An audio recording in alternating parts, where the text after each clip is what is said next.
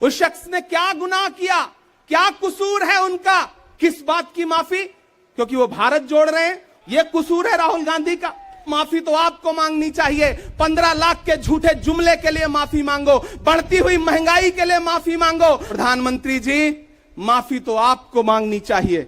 हिंदू को मुसलमान से लड़ाने के लिए माफी मांगो, अच्छे दिन के झूठे वादों के लिए माफी मांगो, 400 का सिलेंडर 1100 रुपए करने के लिए माफी मांगो। कैलिफोर्निया में, अमेरिका में खड़े होकर के आप कह रहे थे कि भारत तो सपेरों का देश है, भारत में पैदा होना तो पाप है। कहा गया है सुना गया है कोई न बोले, कहा गया है सुना गया है कोई न बोले, ज़बां दराजों को मशवरा है कोई न बोले। अजीब लुकनत पसंद हाकिम से वास्ता है, अजीब लुकनत पसंद हाकिम से वास्ता है, जो चाहता है जो सोचता है कोई न बोले। हमारी दाईं तरफ इस सदी का सबसे बड़ा फकीर सोया हुआ है। मैं उनकी समाधि से बिल्कुल करीब खड़ा होकर के संकल्प सत्याग्रह में मेरी आंखों के सामने तपती दोपहरी में बड़ी तादाद में मौजूद कांग्रेस पार्टी के सिपाहियों को सलाम करता हूं। नवरात्रि चल रही है, रमजान चल रहा है, मैं रोजे की हालत में हूं। आप तमाम साथी ऐसे होंगे जिन्होंने नवरात्रि के व्रत रखे होंगे, और इस पवित्र सप्ताह के बीच में हम खड़े हैं एक हाकिम की सनक के से उपजे हुए एक फैसले के खिलाफ। दोस्तों, भारत के लोकतंत्र के लिए एक मुश्किल लम्हा है ये।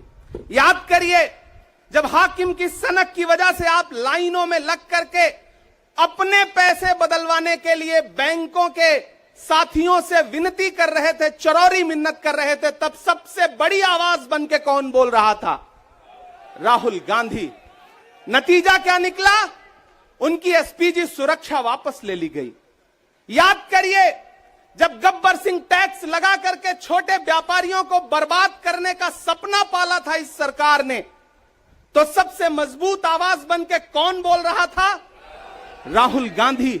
नतीजा क्या निकला? हजारों करोड़ रुपए खर्च करके उनके पीछे ट्रोल आर्मी लगा दी गई। उनकी इमेज खराब करने के लिए जितने तरीके अपना सकती थी भारतीय जनता पार्टी उसने अपनाया। याद करिए कि जब राफेल के मुद्दे पर, राफेल में हुई लूट के खिलाफ एक अकेला शख्स पूरे देश में खड़ा होकर के चौकीदार से पूछ रहा था कि आपकी चौकीदारी का सवाल है, बताइए सच्चाई क्या है, तब उनके पीछे 55 घंटे उन्हें ईडी के ऑफिस में बिठा करके पूछताछ की गई।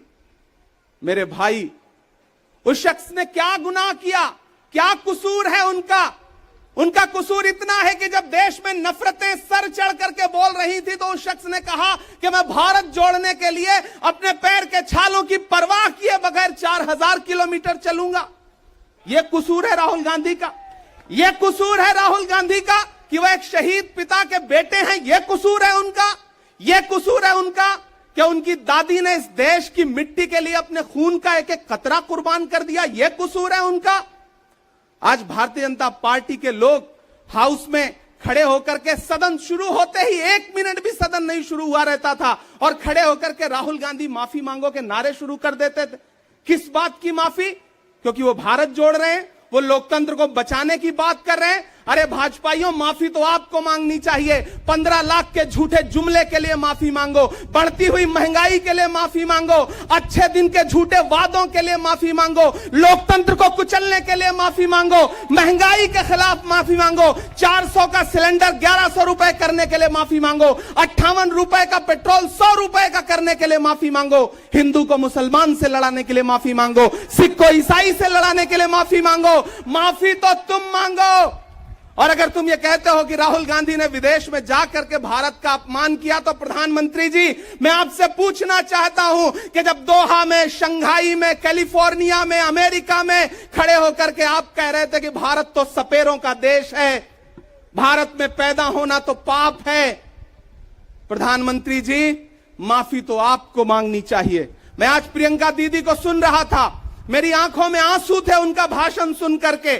पिछले कुछ हफ्तों में 2 बार मेरी पलकें नम हुई। पहली बार तब हुई जब हम संसद भवन से तमाम सांसद निकल रहे थे और एकाएक हमने सीपीपी ऑफिस में देखा कि राहुल गांधी जी को 2 साल की सजा दे दी गई। उन लम्हों में मेरी आंख में आंसू थे। मैं शायर हूं तो मैं भावुक हूं, शायद इसलिए मेरी आंखें नम हो जाती हैं ऐसे लम्हों में। आज जब प्रियंका जी बोल रही थी तो मैं उन्हें सुनकर के भी मैं नम हो गया। यह जुल्म है कि जुल्म को कहता हूं साफ जुल्म, यह जुल्म है कि जुल्म को कहता हूं साफ जुल्म। क्या जुल्म कर रहा हूं, मुझे मार दीजिए। जो जख्म बांटते हैं उन्हें जीस्त पे है हक, मैं फूल बांटता हूं, मुझे मार दीजिए। फिर उसके बाद हिंदुस्तान वालों, फिर उसके बाद शहर में नाचेगा हू का शोर, फिर उसके बाद शहर में नाचेगा हू का शोर। मैं आखिरी सदा हूं, मुझे मार दीजिए। मेरे भाई, इस देश के लोकतंत्र को बचाने के लिए जो सबसे बड़ी आवाज है इस देश के, उसको मारने की, उसको कुचलने की जो कोशिश है, उसके खिलाफ आपको खड़ा तो होना पड़ेगा, आपको बोलना तो पड़ेगा।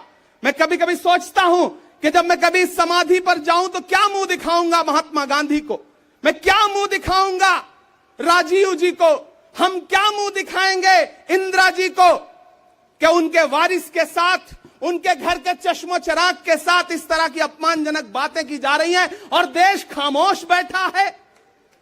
सवाल आपसे है, सवाल यहां बैठे हुए लोगों से नहीं है, सवाल आपसे है जो आप कांग्रेस की मोहब्बत में यहां आए हुए। मैं आपको सलाम करता हूं, मैं जानता हूं आप राहुल गांधी जी से मोहब्बत करते हैं, कांग्रेस पार्टी से मोहब्बत करते हैं, प्रियंका जी के सम्मान में आए हुए हैं, खड़गे साहब के सम्मान में आए हुए हैं, मैं जानता हूं। वरना इस तपती दोपहरी में व्रत रख के, रोजा रख करके कौन परेशान होने के लिए आता। आपको मोहब्बत है पार्टी से, लेकिन नया पाने की चाहत में पुराना छूट जाता है। तुझे अपनाऊं तो मुझसे जमाना रूठ जाता है। मोहब्बत पढ़ने लिखने में बहुत आसान है, लेकिन मोहब्बत को निभाने में पसीना छूट जाता है। मैं जानता हूं कि आप पसीने के बीच भी, आप तपती दोपहरी के बीच भी यहां बैठे हैं। क्यों? क्योंकि आपके मन में पीड़ा है। आप देख रहे हैं कि लोकतंत्र को किस तरह से कुचला जा रहा है।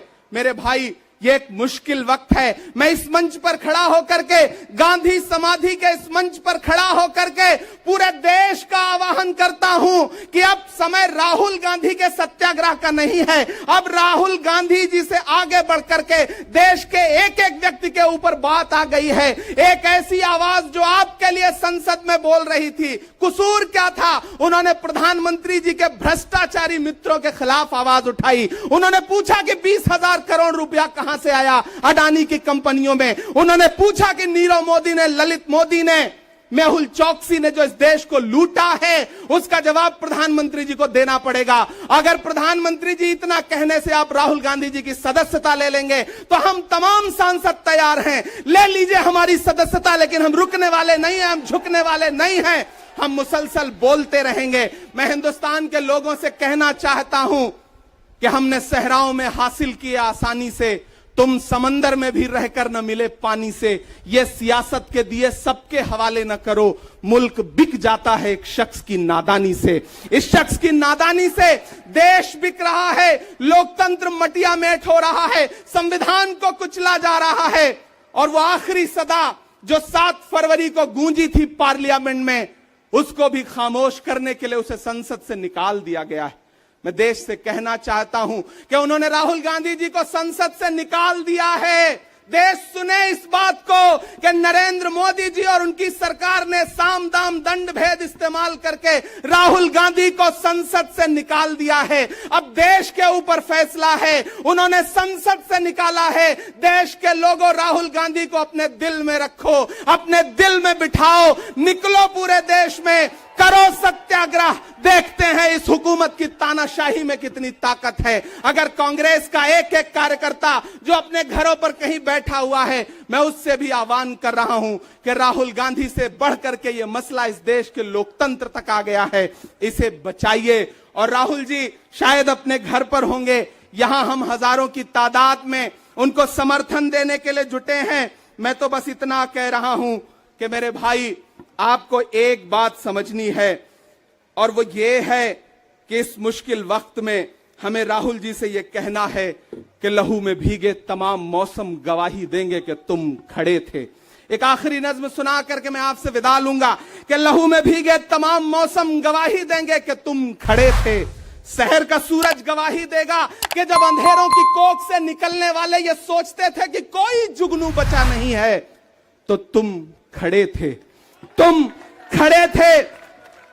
तुम्हारी आंखों के ताकचों में जलती मशालों ने नई मनाजिल हमें दिखाई।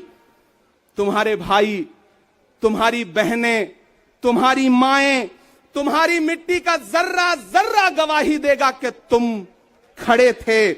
हमारी धरती के जिस्म से जब हवस के मारे ये सोचते थे कि सियाह जोंकों की तरह चिमटे, तो तुम खड़े थे। तुम्हारी हिम्मत, तुम्हारी अजमत और इस्तकामत तो वो हिमालय है कि जिसकी चोटी तलक पहुंचना न पहले बस में रहा किसी के, न आने वाले दिनों में होगा। सो आने वाली तमाम नस्लें गवाही देंगी कि तुम खड़े थे, कि तुम खड़े थे। हम तमाम लोग, मैंने कहा ना, बहुत सारे लोग यहां व्रत रख करके आए हुए हैं, मैं रोजे से हूं। हम तमाम लोग इस देश के लोकतंत्र को बचाने के लिए राहुल गांधी जी के साथ अलल ऐलान खड़े हैं, खड़े रहेंगे और एक एक सांस तक उनके साथ खड़े रहेंगे। ये हमारा राहुल गांधी जी से वादा है। जिसे खौफ नहीं है मुरझाने का, हम उस गुल के साथ खड़े हैं। कैसा भी दौर आए लेकिन हम राहुल के साथ खड़े हैं। कल भी खुलकर साथ खड़े थे, आज भी खुलकर साथ खड़े हैं। कैसा भी दौर आए लेकिन हम राहुल के साथ खड़े हैं। शुक्रिया।